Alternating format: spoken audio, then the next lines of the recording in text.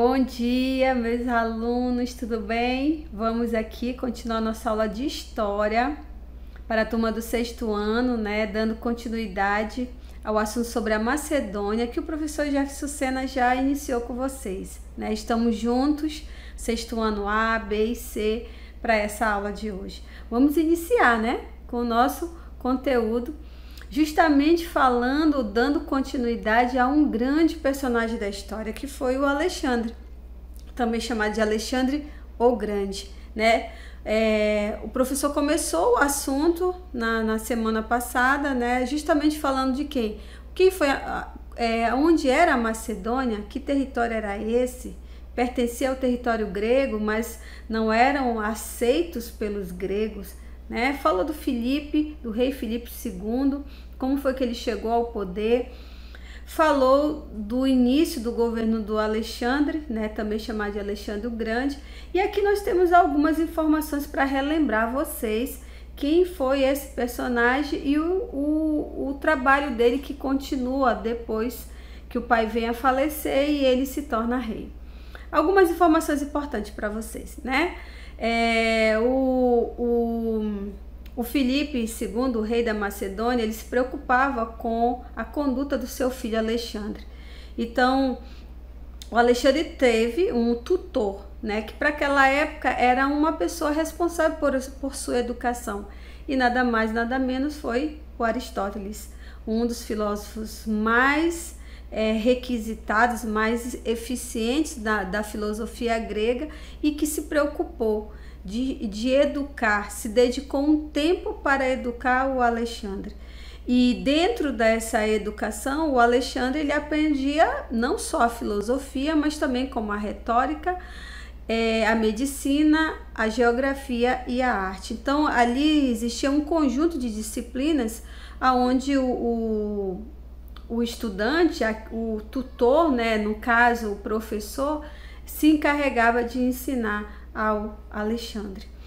Uma outra coisa interessante, o Alexandre se torna rei muito cedo, aos 20 anos de idade, né? Justamente após a morte de seu pai.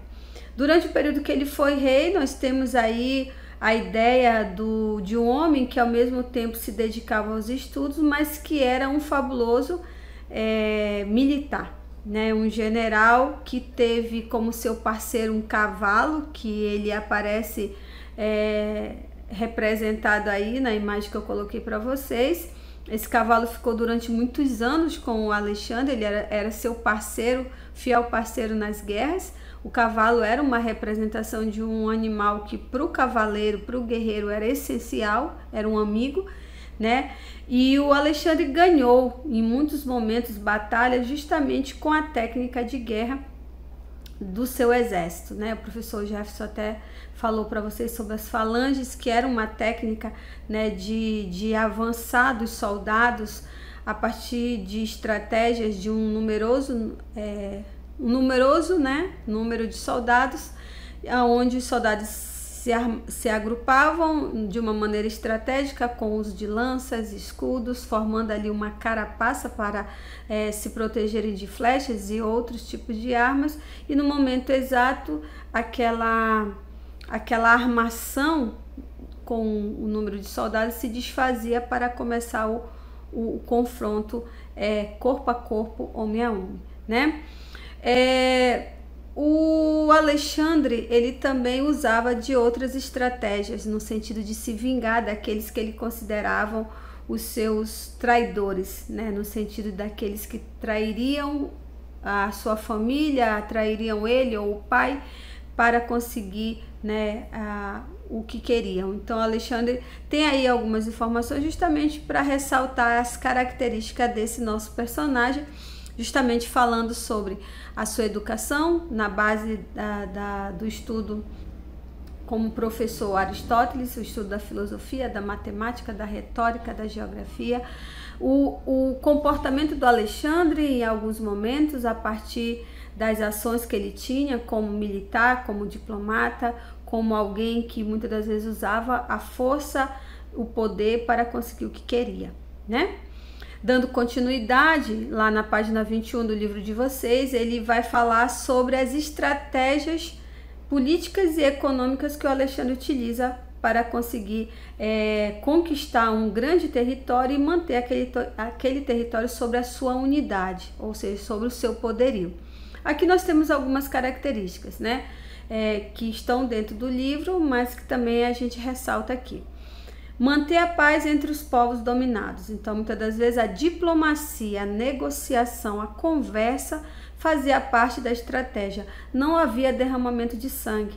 E o Alexandre aprende isso com seu pai, Filipe II, né, que também utilizava. Alexandre, ele constrói estradas, prédios, uma estrutura para ajudar tanto nas atividades comerciais como também nas condições sociais daquele povo que ele tem um domínio, né? Uma outra questão interessante é que ele mantém o respeito às crenças locais dos deuses, das adorações, das práticas religiosas, que era uma forma até mesmo de manter a harmonia entre aquelas pessoas que ele tinha o domínio, como uma maneira de ter o controle, né, da política, da economia, mas mantendo a paz, a negociação, a conversa entre os povos dominados, né? E uma outra característica do governo de Alexandre foi justamente o uso da moeda. Coloquei a imagem aí para vocês verem, né? Utilizando-se uma esfinge, né, que é a ideia da imagem do rosto do Alexandre, esculpida nas moedas, e essas moedas elas circulavam em diversos territórios que o Alexandre tinha o seu domínio, facilitando assim a negociação econômica, né, das trocas comerciais. Se vocês observarem esse mapa que eu coloquei aí para vocês, a parte verde seria a Macedônia, que fica na região onde se localizaram os gregos, né, na Península Balcânica, e todo esse território que vai de uma parte norte da África, né, nordeste da África, a parte que corresponde ao Oriente Médio e que corresponde à região da Pérsia, chegando até o que hoje seria a Índia, parte da China, o Alexandre ele tem esse sucesso em fazer essas conquistas grandiosas. As conquistas elas vão acontecendo a partir das estratégias militares que esse general, esse comandante usa, né, com diplomacia, o uso da força em alguns momentos, a arrecadação de impostos, as trocas comerciais, o respeito às práticas religiosas. Então, o Alexandre ele tinha uma habilidade não só militar, mas também política, de manter as relações de acordo com aquilo que ele percebia em cada lugar que ele chegava. Então, olha aí a dimensão de conquistas que o Alexandre obteve durante o seu governo, né? Quando a gente vai para uma outra parte muito importante do trabalho do Alexandre, que tem a ver da forma como ele foi educado, com a presença do seu tutor, que era Aristóteles, nós temos aí, por exemplo, uma representação dos desenhos de como seria Alexandria, que era a capital do seu governo, né, que ficava no Egito, e também a representação da biblioteca que ele vai mandar construir, e ela tem uma estrutura grandiosa, ela é um monumento gigantesco, como muitos que estavam dentro das características do Egito, e dentro dessa cidade ali tinha essa biblioteca. Essa biblioteca ela ainda faz parte de um acervo muito grande de documentos, e muitos desses documentos que foram trazidos da Grécia para Alexandria foram feitos a partir do desejo, dos pedidos do próprio Alexandre, né? Alguns relatos estão registrados aí no estudo sobre essa época da vida do Alexandre, é que ele sempre tinha um livro à sua companhia, né? Juntamente com seu aliado amigo né, seu cavalo, né, de guerra. Então o Alexandre, ele era uma pessoa muito dedicada aos estudos, né, fazia parte do costume dele, da vida dele, do cotidiano dele, e ele vai fazer essa valorização do conhecimento a partir da criação dessa biblioteca e fora, né, durante o período do seu governo, ele vai valorizar dentro da cultura local, dos povos que ele vai conquistando, a valorização também da educação para as crianças, para os jovens, para os adultos, né? E a contribuição que ele faz diante do hábito que ele tem em valorizar a leitura, o conhecimento, é que ele expande a cultura grega, né, para várias regiões do seu território, mesmo ele preservando a cultura em vários aspectos dos territórios dos povos que estavam ali. Ele não deixa de valorizar a cultura da terra natal, né, do povo da onde ele veio, que eram os gregos. Tudo bem? Agora bora lá. Preste atenção, vou dar umas dicas agora sobre as atividades que tem aí no livro de vocês. Vão anotando, né? O livro tem algumas questões para a gente fazer e uma delas está aí na página 22 e 23, que fala justamente sobre essa criação do Alexandre e a presença desse filósofo tão importante que foi o Aristóteles na vida desse rei tão famoso que ficou marcado para a história. Então, lá na página 22 do livro de vocês tem esse pequeno trecho, juntamente com uma imagem, né, ressaltando aí a grandiosidade desse rei quando ele chega numa região que ele vai dominar, que é a antiga Babilônia, né? Então, olha só, eu vou ler para vocês rapidamente. Se os gostos de seu fundador serviam de parâmetro, Alexandria estava destinada a se tornar uma cidade livresca. O pai de Alexandre, Filipe da Macedônia, contratara Aristóteles para ser o tutor particular do filho. Graças aos ensinamentos do filósofo, Alexandre tornou-se um grande amante de todos os tipos de conhecimento e leitura. Leitor tão ávido, de fato, que raramente deixava de ter um livro consigo.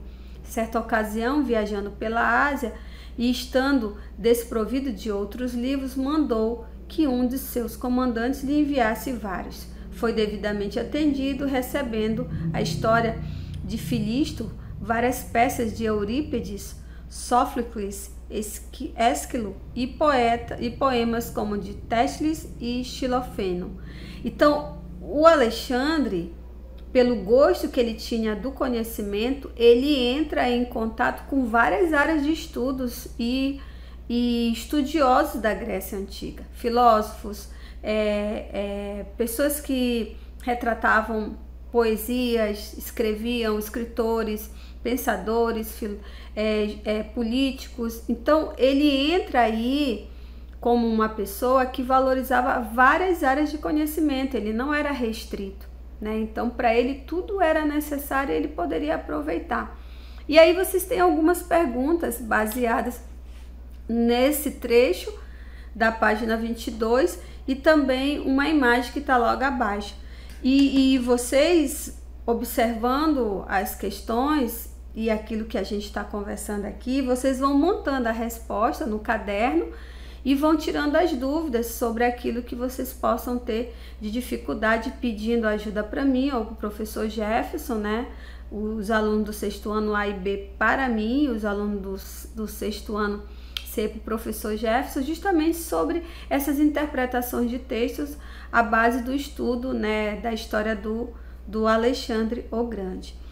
Quando a gente dá continuidade às questões do livro de vocês, lá na página 24 nós temos mais algumas questões importantes para vocês responderem, né? Que eu posso estar ajudando vocês agora e vocês com calma possam reler o livro e tentarem responder no caderno, porque fica mais fácil, né? Então, olha só. Estabeleça a relação entre as guerras que envolveram as cidades e estados gregas e a dominação macedônica na Grécia. Então, O professor Jefferson explicou que durante alguns períodos houve guerras internas, ou seja, entre as cidades-estados gregas. E a Macedônia, ela está como uma região que não era valorizada. Então, havia ali a disputa entre Atenas e Esparta para dominarem o comércio marítimo, o comércio terrestre, as atividades de guerras. E, por exemplo, a Guerra do Peloponeso, né, que é uma representação de uma disputa entre essas duas polis grandiosas. E a Macedônia, ela entra como um território que se busca dominar, né? Os macedônios eram vistos como bárbaros, né? E quando a Macedônia começa a perceber que as polis estavam enfraquecendo com as guerras internas, a Macedônia começa a se destacar nas conquistas, ou seja, ganha um espaço que antes ela não tinha e começa aí desenvolver estratégias, alianças políticas e militares que vão ao passado das estratégias, a Macedônia vai ganhando espaço e vai ganhando poder.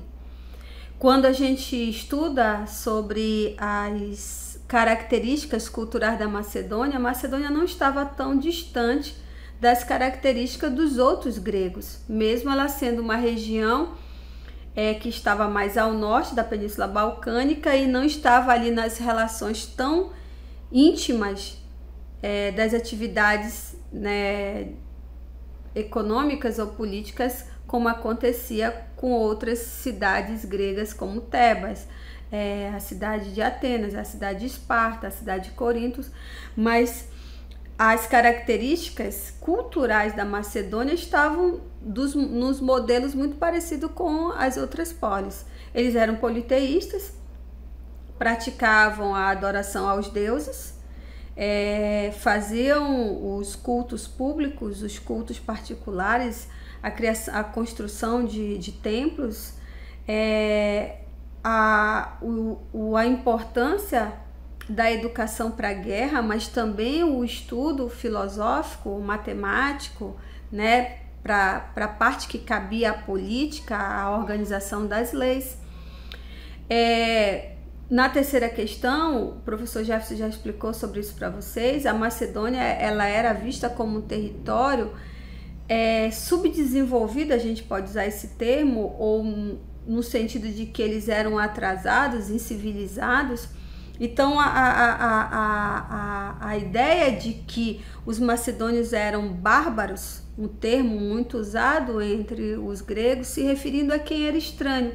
Estranho por quê? Porque não participava do meu grupo, das minhas atividades, né? Mesmo eles estando dentro do território, eles estavam meio alheio, meio separado dos outros grupos, das outras polis mais importantes. Quando a gente fala da quinta questão sobre a participação do Alexandre, à medida que avançava pelas terras da Ásia, tomava o território ocupado pelo Império Persa. De que modo Alexandre soube usufruir das realizações persas para organizar seu império? Os persas, por exemplo, eles tinham um modelo de administração, né, que eles dividiam os territórios em pequenas áreas e ali ficava um administrador, né? O livro de vocês até fala sobre isso, que eu posso aqui estar comentando com vocês, que é uma característica, por exemplo, né, do uso de uma única moeda, da divisão do território.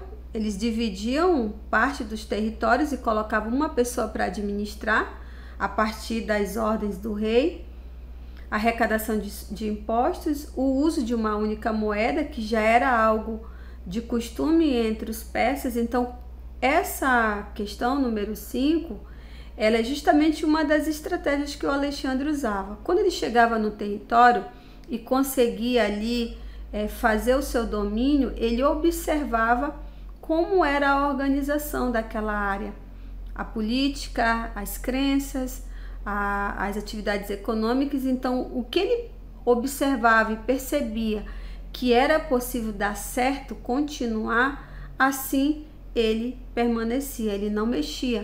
O que estava dando certo ficava como antes, né? E funcionava da mesma forma, mas agora não mais sob o domínio do rei local, mas sobre o domínio da sua autoridade como rei, né? Rei e conquistador daquela terra.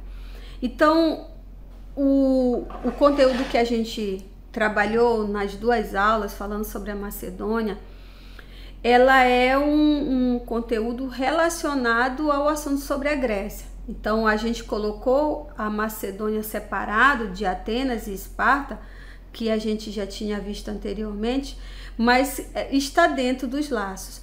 Qual a contribuição? O porquê é importante a gente estudar essa parte da história e a participação do Alexandre, que também é ressaltado como o grande, o magno, né, rei, que começou num território que não era tão valorizado na Macedônia, a partir do que foi ensinado pelo seu pai, Filipe II, e o que ele trouxe de contribuição para a história. Justamente a expansão da cultura grega, ou seja, ele contribuiu para que as práticas religiosas, a escrita, as leis, a filosofia, as crenças de mitos, né, como a gente já estudou, isso tudo crescesse. Mas também o Alexandre, ele vai respeitar a cultura de muitos povos, e por causa disso ele vai ser criticado várias vezes por ele permitir que a cultura daquele povo fosse praticada de uma maneira muitas das vezes normal, sem que houvesse tantas mudanças. Mas essa participação do Alexandre, ele morre cedo, né? A história conta que ele teria contraído uma doença que provavelmente foi o tifo, que era uma doença típica daquela época, e aí ele não conseguiu se salvar, e não conseguiu ficar curado, né? Foi levado para os médicos, foi feito os cuidados necessários, mas Alexandre vem e morre cedo, né?